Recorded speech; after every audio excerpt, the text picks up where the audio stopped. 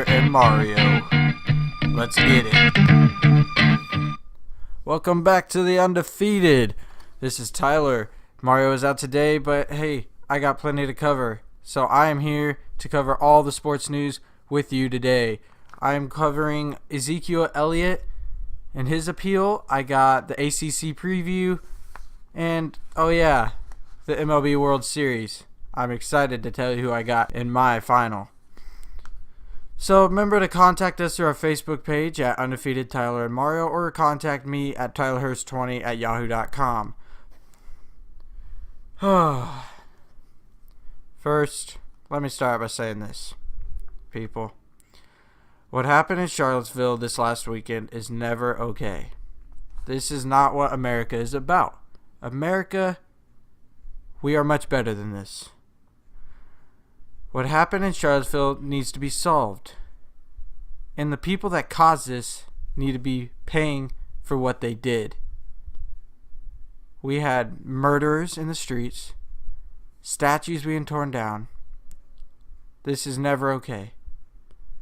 And we, America, need to stand up and attempt to become stronger. We need to attempt to become one nation, and we need to attempt to love and help each other so we can become one strong nation.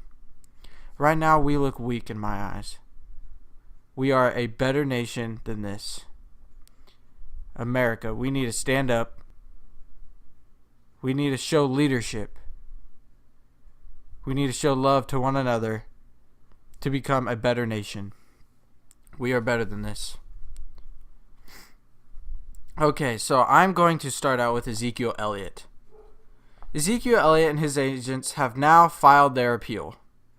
And now all we gotta do is wait for the NFL and their decision, which is going to be heard on August 29th.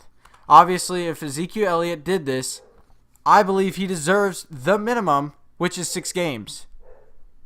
If he did this, though, I think he should get a full year, without question.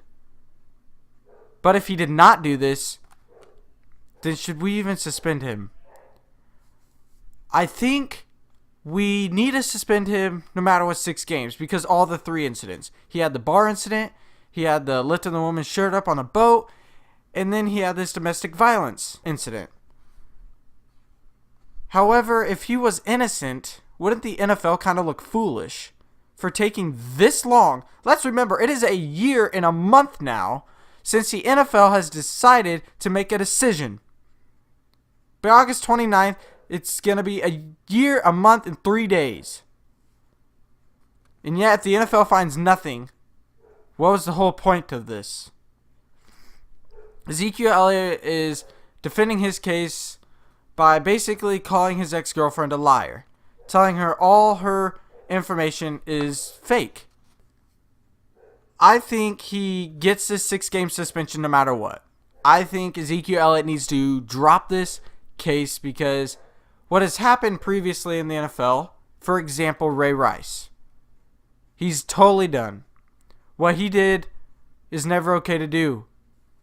He's got kicked out of the NFL, and now he's a great example for younger kids of what not to do. And he knows that, so he goes around and tells his story. And then you had Josh Brown. His wife calls in saying he beats her multiple times throughout the week. What does the NFL give him? A 1-game suspension. And now you have Ezekiel Elliott, who has a domestic violence assault case on him. He has a bar incident on him and a boat incident on him. All this happening within a week of July 2016. And if the NFL decides to not give him the 6-game suspension, how bad would that look? We're almost at a point right now at the NFL that we need to be giving Ezekiel Elliott this 6-game suspension or more. It is just because the NFL right now has a horrible look on the way they are handling the domestic violence cases. So at this point, I think Ezekiel Elliott is in a lose-lose situation, and I think he is pretty much done for in this case, and he's going to, no matter what, lose it. No matter what, he gets his 6-game suspension just because the 3 incidents happened in 1 week, and there is 3 incidences, unlike a Josh Brown who had just one or Ray Rice who had one, but theirs were more extreme, obviously, because there was profound evidence and we knew that they did that. Ezekiel Elliott, we are not 100% that he actually did this.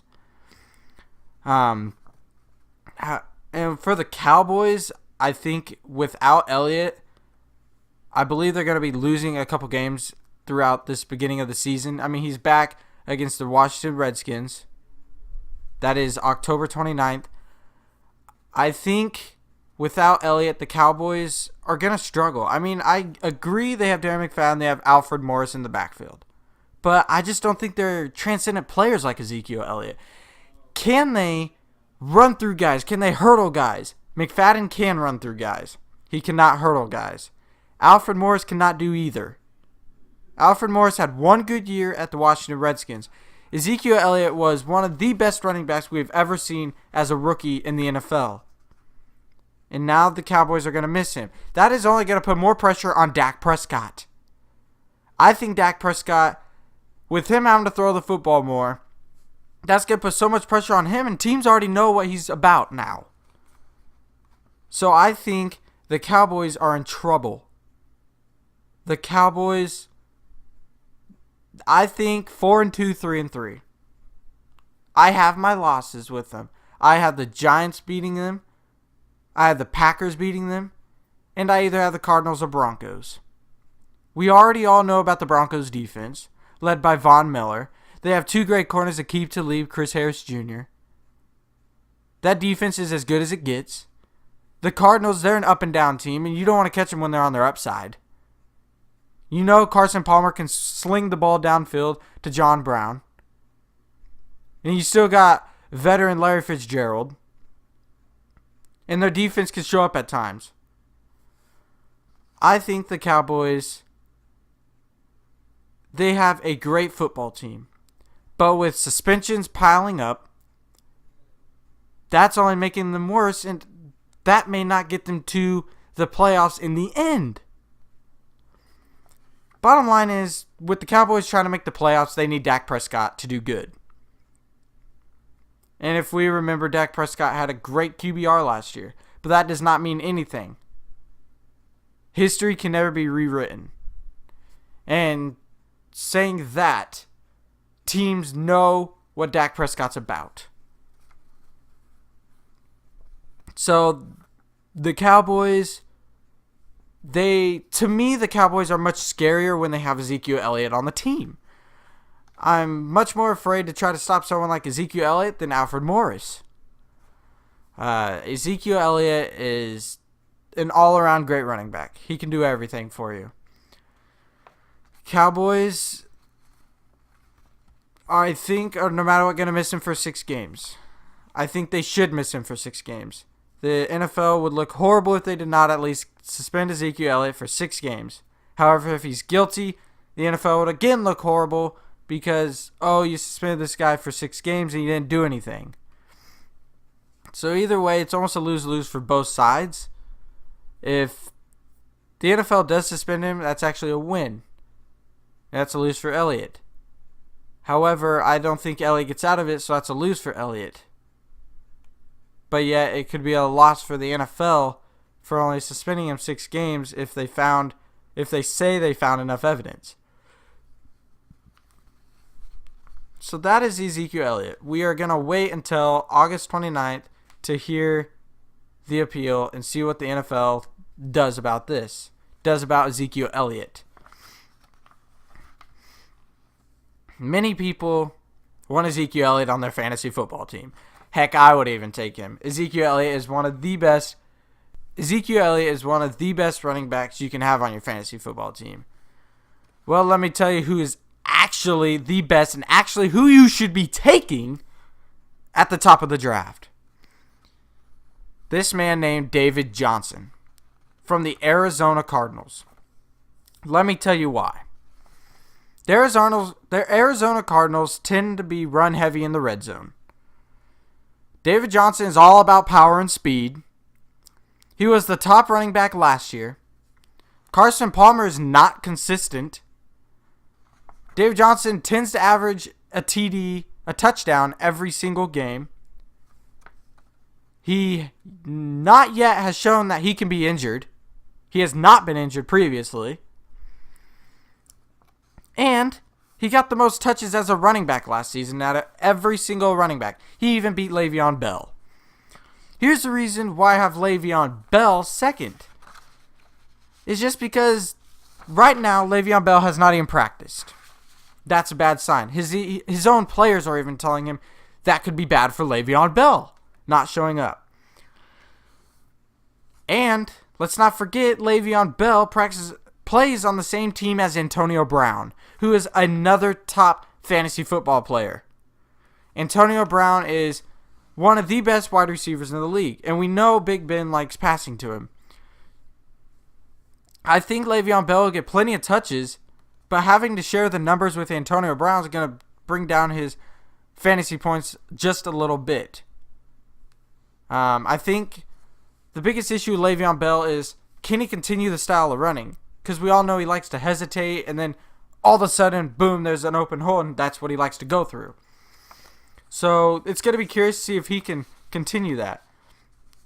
With David Johnson, I just think he's the best at his position.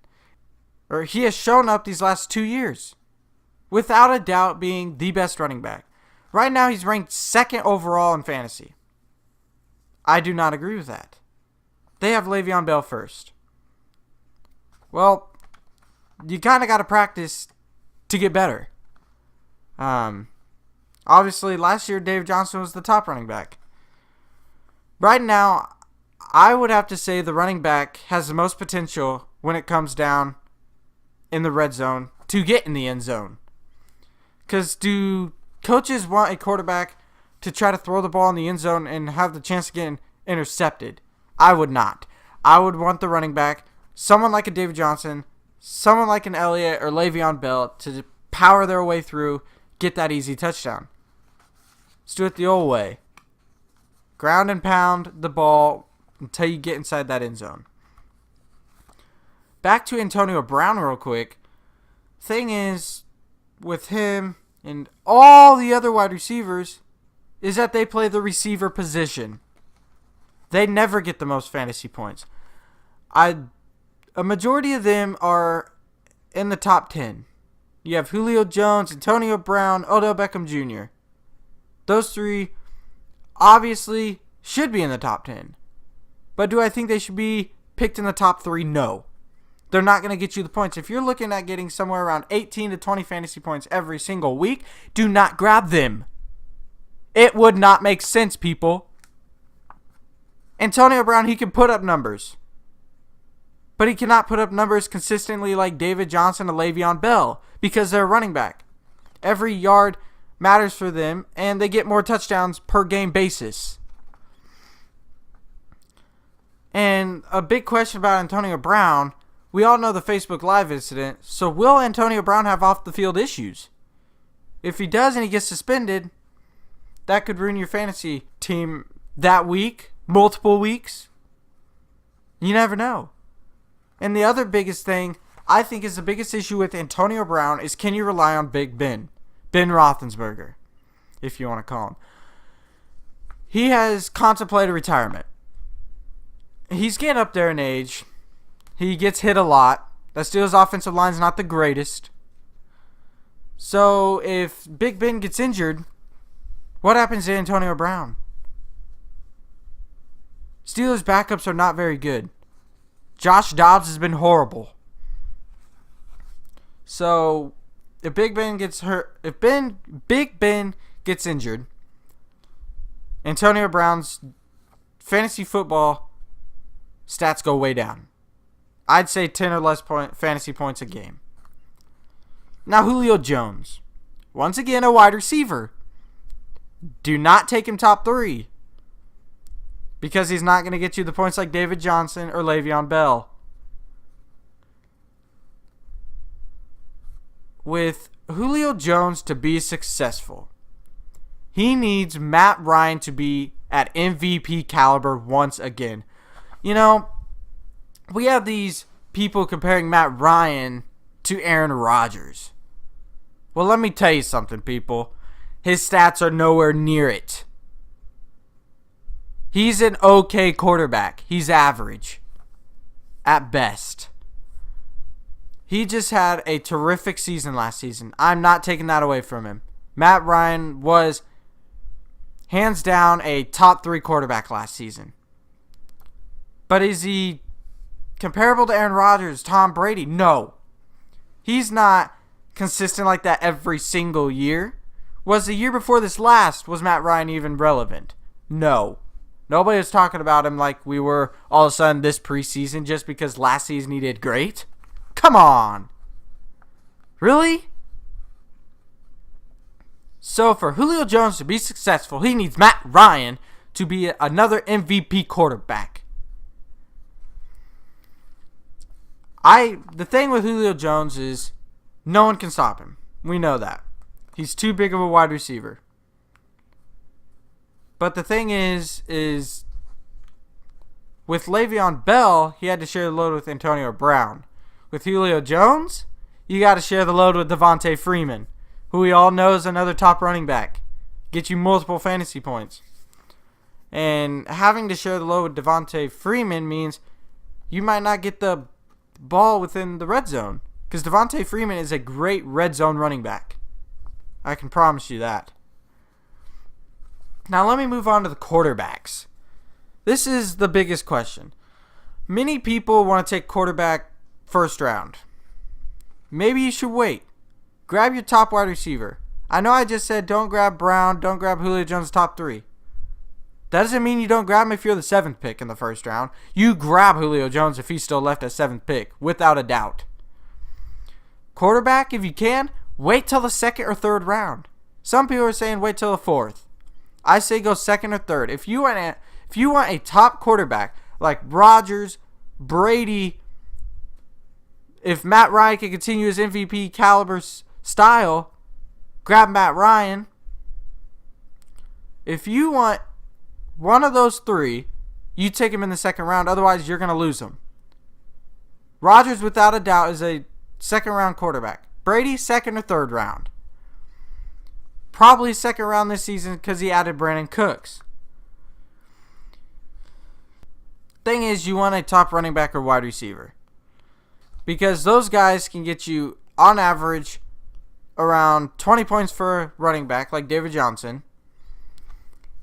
And they can get you, and a wide receiver can get you somewhere around 15 to 20 points on a per game basis.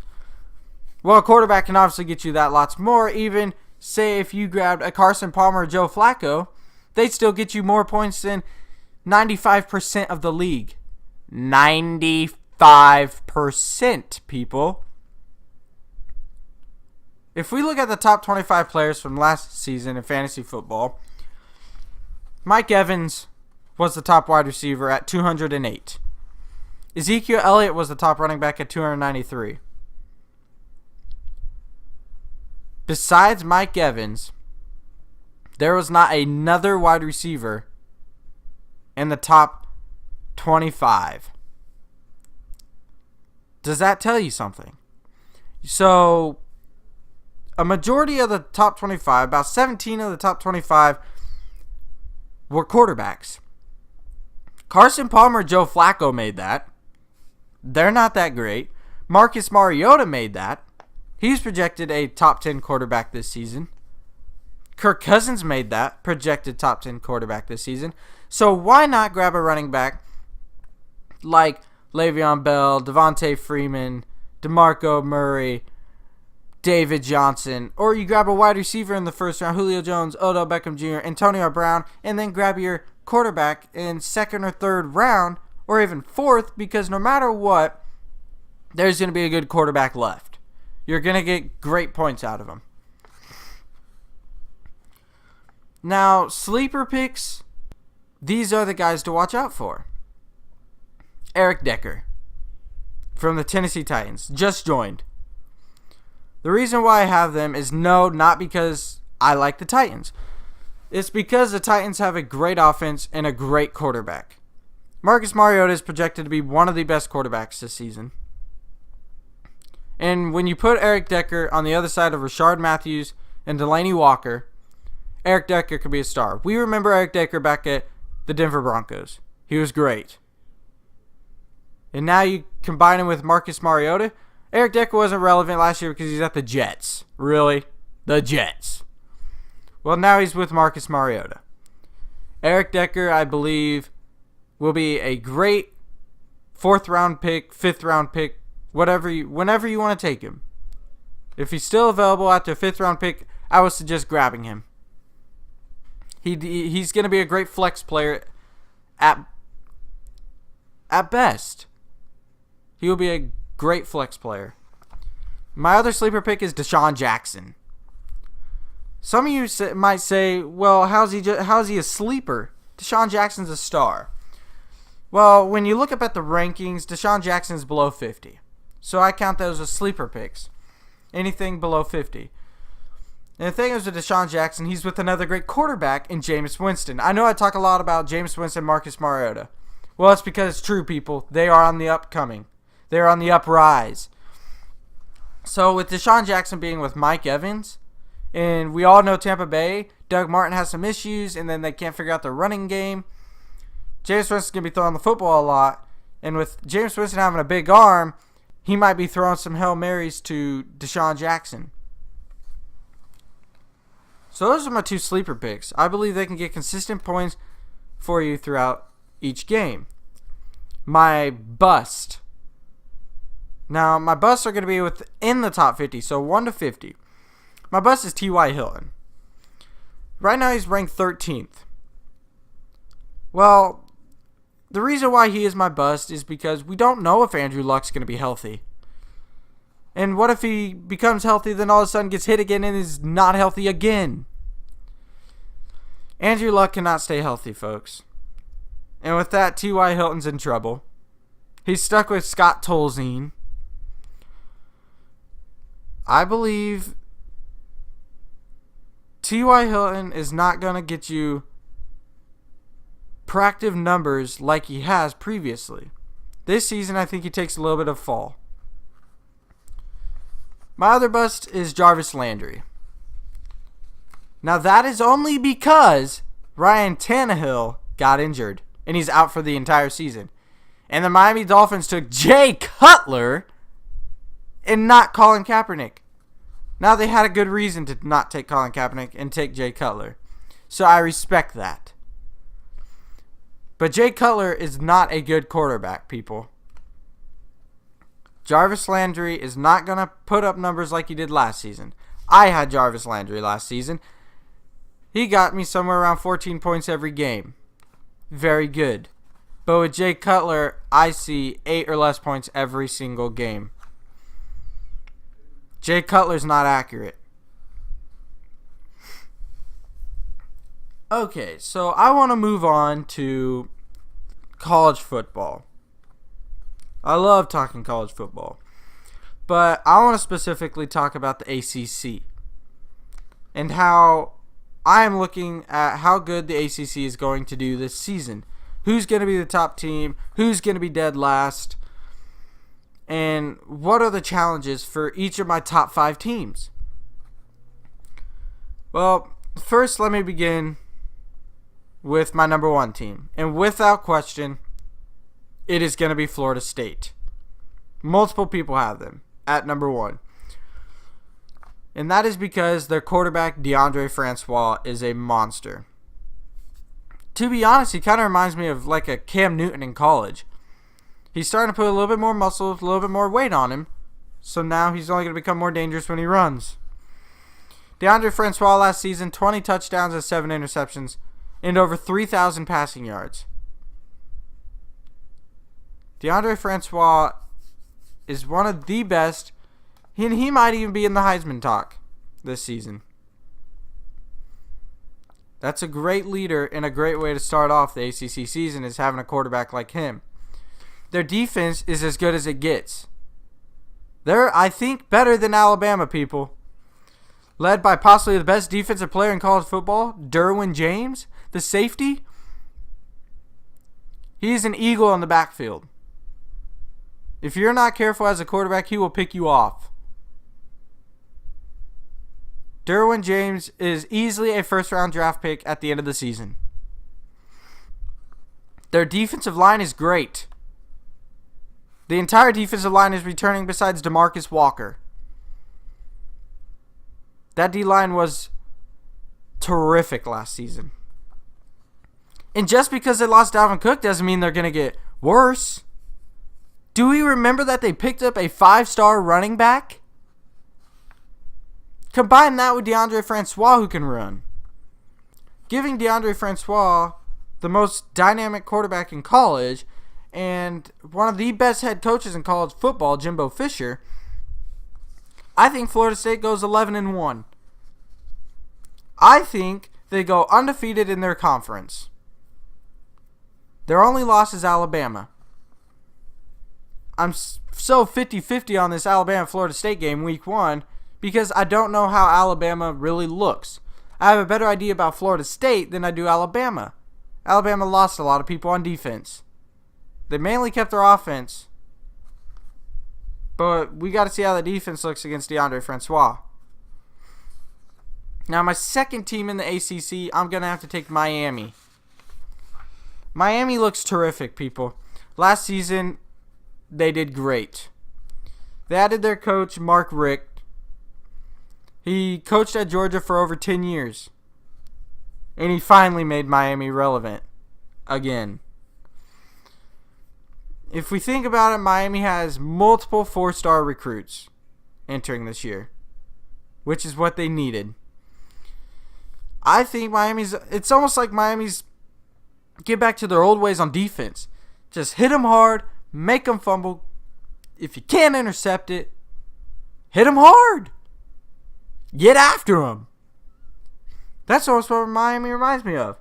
They're getting back their defensive line. They allowed one of the fewest points in college football of any team last season at 18.5 points per game. Sure, they lost Brad Kaya.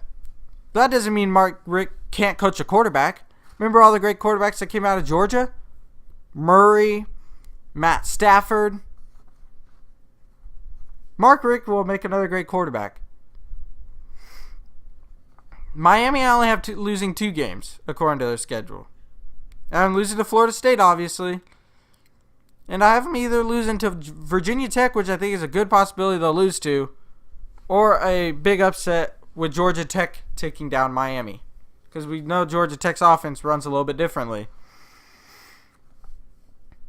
My third place team is Louisville.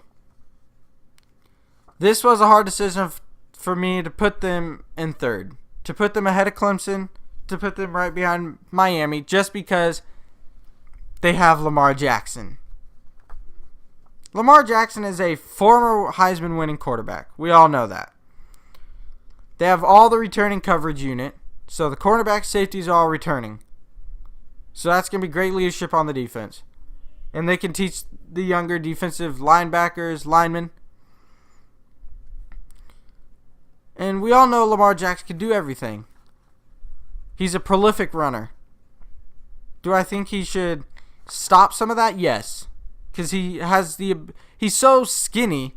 He says he's been working out a lot to get a little bit bigger, but he's so skinny to me that all it takes is one hit. And he could be out for the season. So, and I guess the other big thing with the Louisville Cardinals is if we remember last season, at the end of the season, they ended off horribly. They lost to LSU in the bowl game. They lost to Kentucky in a horrible loss. So if they can bounce back from that slump at the end of last season, I think Louisville can be very dangerous. They do have a relatively easy schedule. That is why I have them third. They obviously don't beat Florida State. I think they have 2 bad losses, though. I think they lose to North Carolina State. And I think they either lose to North Carolina or they lose to Kentucky once again. It's just, we got to think what Kentucky is. They're from the SEC, so they're used to that top talent. And then they come back to the ACC to play Louisville. And it's a whole nother beast they got to tackle. And quite frankly, it's at their level. Because if we really think of Louisville, what do you have to stop? You have to stop Lamar Jackson, and you're pretty much good. My number 4 team is Clemson. I did say earlier that Clemson's going to fall off a cliff. Well, I still agree that they're going to fall off a cliff because they don't have a quarterback. But I don't think they're going to fall down very far. Because they're really not in a loaded conference. If you really think about these 5 teams that I'm naming are really your biggest teams in the ACC. They'll definitely make it to a bowl game. Obviously, their biggest issue was losing Deshaun Watson. One of the best college quarterbacks we have ever seen. But let's not forget they lost Mike Williams, their terrific wide receiver, and they lost their amazing running back in Wayne Gallman. However, people, they have a great returning defense that is going to help out this struggling offense.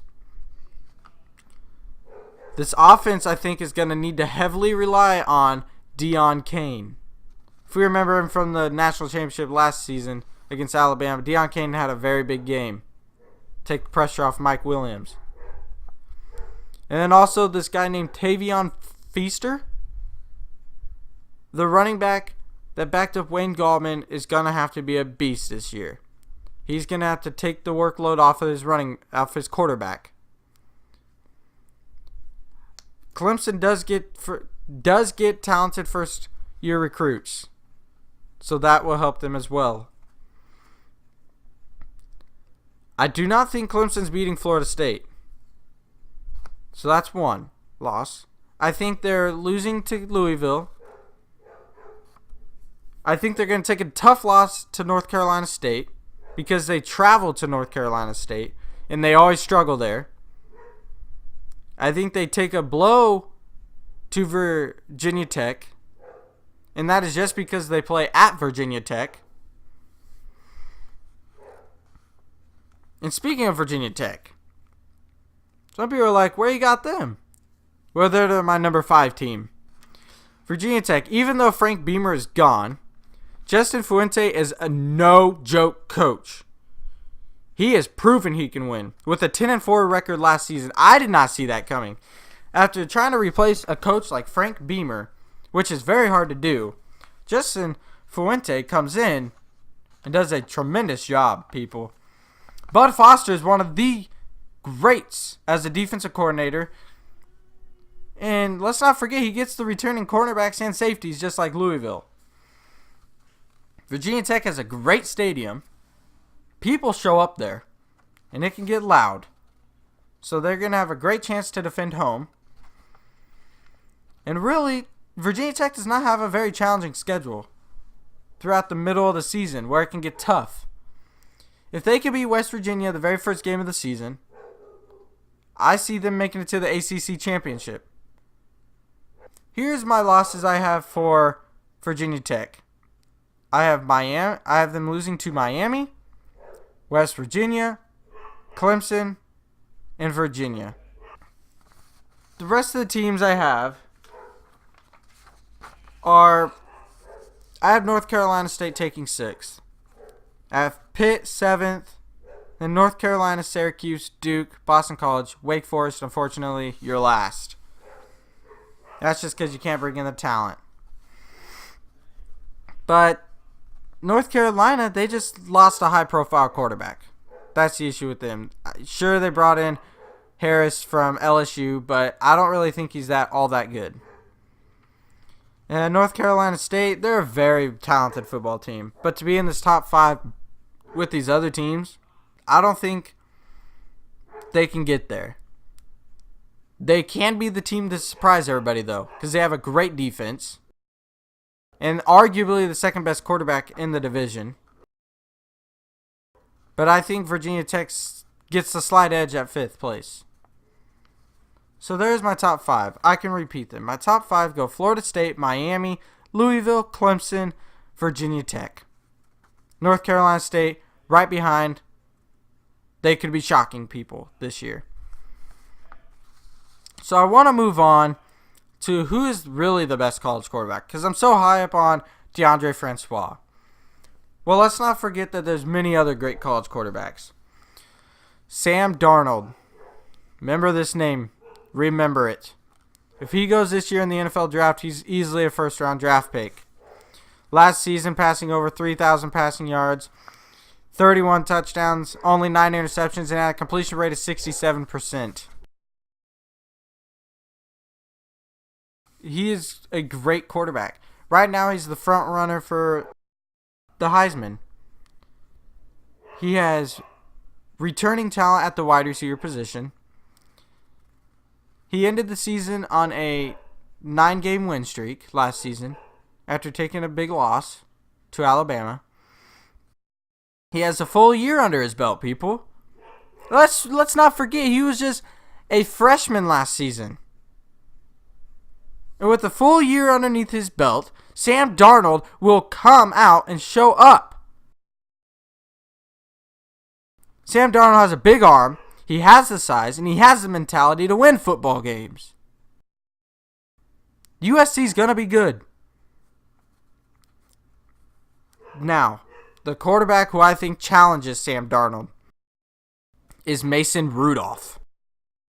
Not many people think of Mason Rudolph as a great quarterback. But here is why. Mason Rudolph, over 4,000 passing yards last season. 28 touchdowns, and only 4 interceptions. Only 4. A great quarterback. He had a 63% completion rate. Let's keep in mind that Mason Rudolph has a shot to be in the Heisman finalist. He has a big arm. He is smart with the football, obviously. Only 4 interceptions last season. He has a big body structure. Oh, yeah. And Mason Rudolph can run. And he's a prolific runner. Very smart when he decides to run. And do we remember the Oklahoma State Central Michigan game? Central Michigan throws the Hail Mary on a questionable call of getting into the end zone. If Oklahoma State does not lose that game, Oklahoma State is in the playoffs last season. And they should have been. So with that prolific 2016 season, Oklahoma State's coming back for a vengeance, people. They're coming back with revenge. Mason Rudolph has his best wide receiver, and arguably the best wide receiver in the Big 12, James Washington, returning. Oklahoma State will be dangerous. Now, my sleeper quarterback for everybody to keep an eye on. He's not going to be on TV a lot, but he is one of the best quarterbacks we will see in the college game this year. He has potential to be in the Heisman finalist, and that is Quentin Flowers, out of South Florida. Coached by one of my favorite coaches, Charlie Strong. Quentin Flowers is something serious, people. I remember watching a couple games last year about him. He can run, he can pass, he has an arm, he is smart with the football. If I look at his stats, he has 24 touchdowns, 7 interceptions, and 18 rushing touchdowns. 18. That is 42 total touchdowns for Quentin Flowers and only 7 interceptions. South Florida is going to be very good this year with Quentin Flowers there as their quarterback. Just remember, the quarterback gets the most touches on the field. And if Quentin Flowers can do both sides, can do both jobs on the football, which is running and passing, he'll be in the top 5 of Heisman. He'll be in the top 5. Real quick, I want to touch on the NBA. NBA is always... There's always interesting stories going on in the NBA. Right now, it's kind of a dead time for the NBA. And I want to touch on who I think is going to be the number 1 seed in the Eastern Conference this year. Well, let me tell you, people, it's obvious. It's the Cleveland Cavaliers once again going to be the number 1 seed. They were not number 1 seed last year, but that was due to LeBron resting. LeBron's obviously going to rest this season. Maybe even more games, but I doubt more because the way the NBA schedule got set up, they space the games out more where players do not rest as much. And the only reason why I have them at number 1 is because of LeBron James. Sure, they can lose Kyrie Irving, but you still got LeBron James. And any team right now in the NBA, if you have LeBron James, you're going to the final. You're at least going to your conference finals. Because I don't know if I could put LeBron in the final if he was in the Western Conference. Because obviously you'd have to run into the Warriors, maybe the Spurs or the Rockets, early rounds. But to me, the Cavaliers easily have the best three-point shooting team in the East. And if the Cavaliers can keep Kyrie Irving till Christmas, which is looking very likely to happen, I think they're going to have such a good record that no one's going to catch them in the East, even when Kyrie leaves. And it's just LeBron and Kevin Love. And whoever they get for Kyrie. Could be Josh Jackson. Could be Kristaps Porzingis. Could be Melo. Never know. Melo might change his mind. Here's why I would not have these other teams. The Celtics, they lack defense.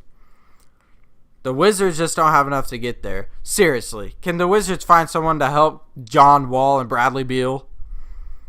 Get them a big man. Maurice Gortat cannot do the job. Raptors, they're the same team. They're going to end up third place like every other year. 76ers, there's still no chance for them to even contest to get first seed because it's still too early. The Heat, they don't have enough superstar talent. Sure, Eric Spoelstra can coach these average players and make them look great, but that's not enough to top LeBron or the Celtics. Because we all know the Celtics, they're obviously going to be the biggest challenge to the Cavs. But I don't think Gordon Hayward's enough. The Bucks, I just think they're too young. Once they all mature and they all get a couple years in them, I think they're going to be number 1 seed. And the Hornets, I just do not think they have enough talent. They have Kemba Walker. They just picked up Malik Monk, and you grabbed Dwight Howard. Well, Dwight's been horrible over these last few years. Kemba Walker can't do it by himself. We don't know about Malik Monk. So here's my rankings in the Eastern Conference. I have the Cavaliers, the Celtics, Bucks, Raptors, Wizards, Heat, 76ers, Hornets. So let me reiterate this again. Cavs number 1 because of LeBron. Celtics, 2nd seed because of their talent they picked up. Bucks, 3rd seed because they are the upcoming team and they have Antetokounmpo. Raptors, I'm falling back to 4th seed because they kept the same team. Does Kyle Lowry really want to be there? Wizards, 5th seed. Once again, because they kept the same exact team, and I think John Wall is good enough to get them to the 5th seed. Heat, 6th seed. They ended up as one of the top 5 teams in the last half of the season. Last 42 games of the season, they were one of the top teams.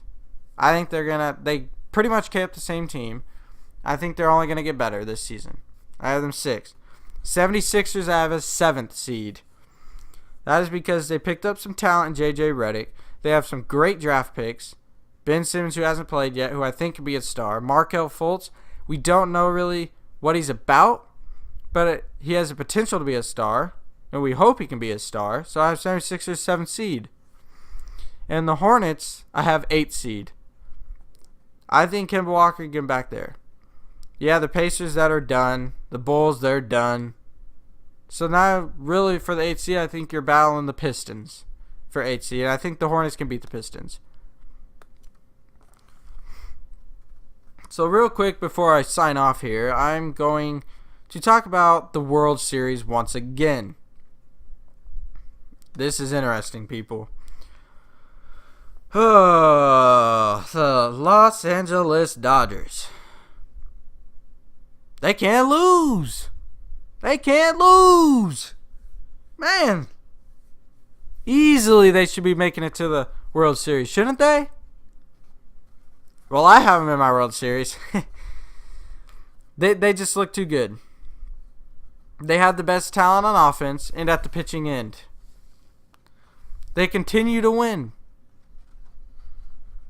They're well above 80 wins. They have superstars. Let me name a couple off for you. Clayton Kershaw, Yasiel Puig, Bellinger, Sager, Taylor. You have all these superstars on just one team. Dodgers have a great batting average. And these pitchers, they can strike out multiple people a game. Right now, I think the Los Angeles Dodgers easily look like the strongest team in MLB. It's just, can Clayton Kershaw carry them to the World Series? Can he get them to the final? Because every other year, Clayton Kershaw's been outstanding, and then all of a sudden the Dodgers don't make it. They get kicked out early. Now, last time I had the Houston Astros. I had to kick them out. I really like the Houston Astros. I wish they could make it there. But lately, they have not been looking so good. They've lost a couple games throughout the weeks. And they're winning about 1 out of 3 now. Do I think that's a big issue? No. But that can mess up some players' confidence. And that is an issue. The Nationals, a lot of people had. I don't have them in my World Series. And that is because Bryce Harper is now injured. We don't know when he's going to return. Luckily, he didn't tear or break it. So, he could return for the World Series. Because we all know Bryce Harper is a big help to the Nationals. But my team that I have making it back to the World Series is the Boston Red Sox. They are going to return there once again. Right now, they look like the midseason team in the greatest form besides the Los Angeles Dodgers.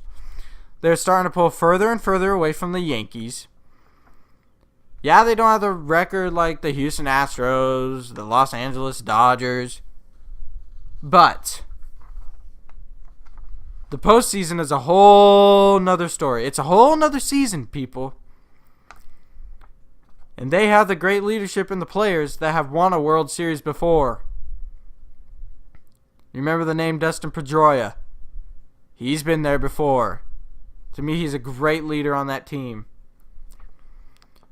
The Boston Red Sox continue to win in streaks lately. And now they're only 2 months away from the playoffs. And I believe whatever team goes into the World Series with the most confidence, who looks the strongest, who looks the best, I believe makes it to the final, the World Series.